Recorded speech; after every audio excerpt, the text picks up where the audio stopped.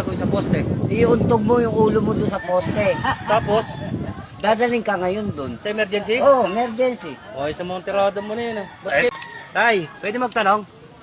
Ano yon? Saan ba mapunta emergency po? Emergency, yung hospital. Apo. Kita mo tong kalsadang to. Oo. Pagdating mo doon sa may paliko niyan, may paradahan ng ano dyan, tricycle. Oo.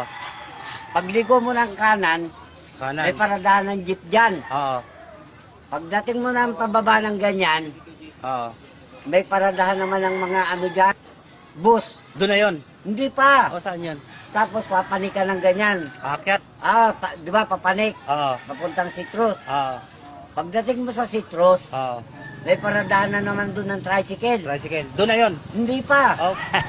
Pagtanong mo ngayon, kung saan banda yung sample. Tatanong ako doon. Oo. Tapos, Di, pag napagtanong mo, alam mo na yung sampol. pupuntahan mo. Oo.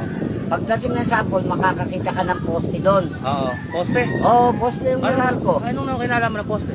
Ano gagawin sa poste? Iuntog mo yung ulo mo doon sa poste.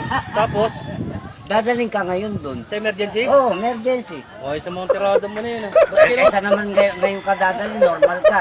Anong gagawin mo sa ospital? Ganun ba yun?